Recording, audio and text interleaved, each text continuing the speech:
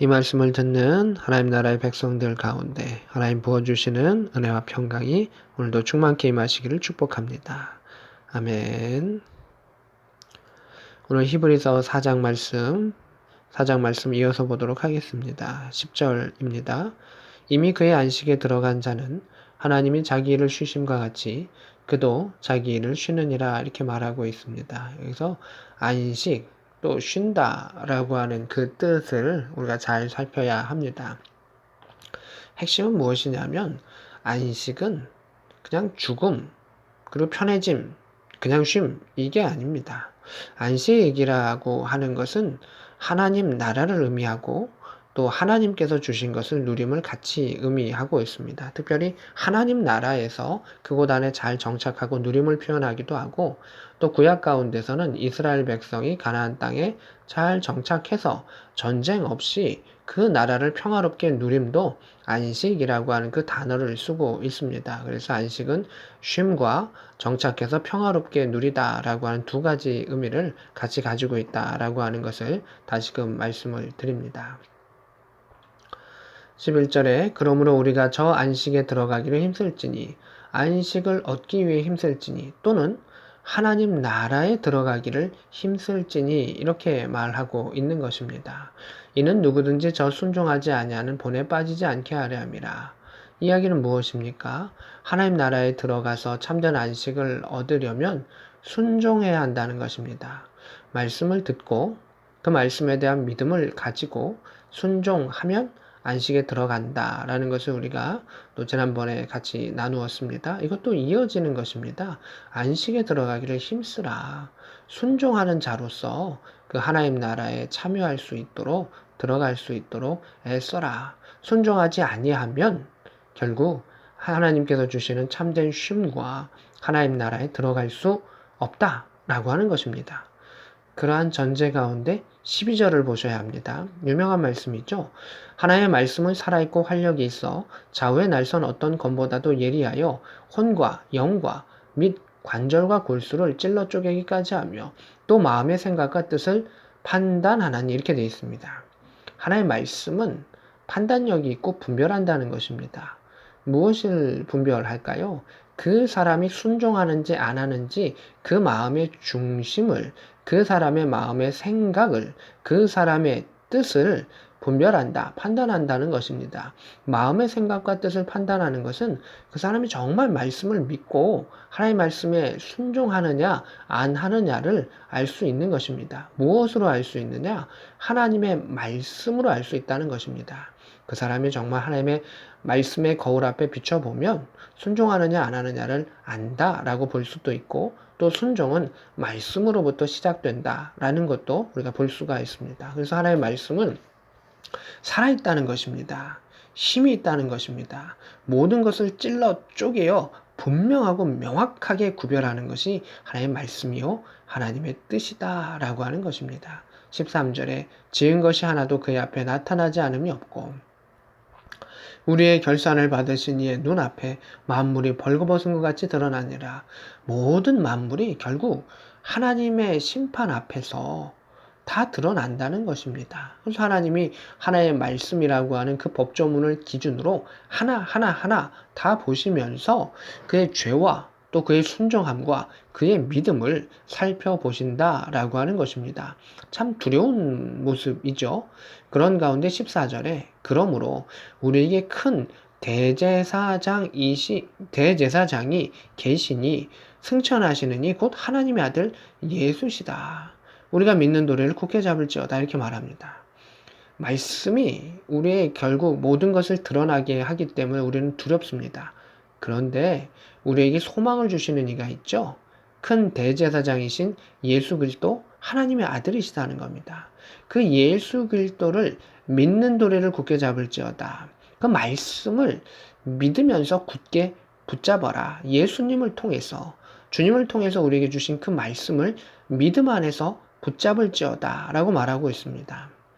15절에 우리에게 있는 대제사장은 우리와 함께하는 대제사장은 우리의 연약함을 동정 못하실 리가 아니다. 모든 일에 우리와 똑같이 시험 받으신 이로되 죄는 없으시다. 예수님도 우리와 똑같이 시험을 받으시면서 그 시험의 어려움도 아시고 또 특별히 우리의 연약함도 아신다. 그래서 우리를 긍휼히 여기시고 동정하신다라고 하는 것입니다. 그 예수님이 변호인과 같이 우리의 편에서 대제사장의 역할을 행하여 주신다라는 것을 볼 수가 있습니다. 그래서 하나님의 말씀의 판결 앞에서 예수님께서 우리를 동정하시며 긍휼히 여기시며 품어 안아 주신다라고 하는 그 소망을 이야기하고 있습니다. 16절입니다. 그러므로 우리는 긍휼하심을 받고, 이게 얼마나 중요한 단어입니까? 긍휼하심은 부족함에도 불구하고 이끌어 주시고 붙여 주시고 도와주시고 함께 해주심입니다. 말씀 앞에 모든 것이 다 드러나는데 우리는 참 연약한 존재입니다. 한없이 부족한 존재입니다. 타인이 아무리 칭찬할지라도 우리는 더러움과 연약함을 누구나 가지고 있습니다. 근데 예수의 보혈로서 긍휼하심을 받았기 때문에 결국 하나님 앞에 설 수 있는 것이죠. 긍휼하심을 받고 때를 따라 돕는 은혜를 얻기 위하여, 이 말씀도 참 아름다운 말씀이죠. 상황은 그때그때 바뀝니다. 제도도 그때그때 바뀝니다. 우리의 마음도 그때그때 바뀌고 우리의 컨디션도 그때그때 바뀝니다. 그런데 그 모든 때마다 우리를 도우시는 하나님의 은혜를 받기 위해서, 그래서 여기서 은혜와 긍휼이 나타나는 것이죠. 그 하나님의 은혜와 긍휼이 없으면 우리는 살아갈 수 없고 그 심판대 앞에서 멸망할 수밖에 없다는 겁니다. 그것을 얻기 위하여 은혜의 보좌 앞에, 주님 앞에, 하나님 앞에 담대히 나갈 것이니라. 이 담대히 나갈 것이라는 무슨 뜻일까요? 말씀에 대한 믿음의 확신을 가지고 나아가라라고 하는 것입니다. 주님께서 나를 긍휼히 여기셨다. 앞으로도 나를 긍휼히 여기실 것이다. 그 앞에 말씀을 믿고 말씀에 순종하고 나아가는 자, 그 연약함 가운데서도 주님은 그 순종을 보시면서 우리를 불쌍히 여기시고 때마다 우리를 도우시는 은혜를 베풀어 주시며, 그 심판의 주에 서는 그 날에도 주님은 은혜를 베풀어 주셔서 우리를 이끌어 주신다. 결국 우리는 하나님 나라의 백성이 될 수 있다라고 하는 것입니다. 그 믿음의 확신이 있기 때문에 보좌 앞에 두려움이 아니라 내가 멸망할까, 내가 뭐 할까, 그런 두려움이 아니라 하나님 앞에 감격하는 그 마음으로 믿음의 확신을 가지고 우리는 나아갈 수 있다라고 하는 것입니다. 예수님, 그 예수님의 말씀, 그 하나님의 말씀, 그걸 가지고 우리는 나아감을 성경은 강조합니다. 이게 우리가 말씀을 보는 이유입니다. 성경 공부를 하는 이유도 마찬가지고요. 예배를 드리는 이유도 마찬가지고 말씀을 묵상하는 이유도 마찬가지입니다. 주님 앞에 나아가게 하고 주님의 은혜를 깨닫게 하고 결국 순종함의 역사를 통해서 하나님 나라를 누리게 하시는 하나님의 역사가 있습니다. 그래서 오직 믿음, 오직 말씀, 그걸 통해서 왜 종교개혁을 외척했습니까? 그것을 통해서 오직 예수의 은혜 가운데 나아갈 수 있음을 우리 종교개혁자들은 우리에게 가르쳐 줬었던 것을 보게 됩니다. 오늘도 우리가 주의 말씀을 주목합니다. 그 안에 떨어지는 예수 그리스도의 보혈을 주목합니다. 그로 인해 우리에게 주어지는 하나님의 은혜와 사랑을 주목합니다. 그러면서 우리의 연약한 가운데 주께 엎드립니다. 주님, 우리를 긍휼히 여겨 주옵소서. 나는 연약하고 나는 죄인입니다.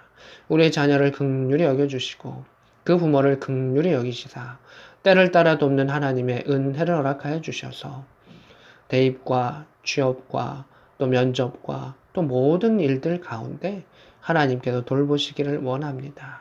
그 주님 앞에 감사함으로 말씀 앞에 담대히 나아가며 참된 안식을 누릴 수 있는 복된 저와 여러분 될 수 있기를 우리 구주 예수 그리스도의 이름으로 축복합니다.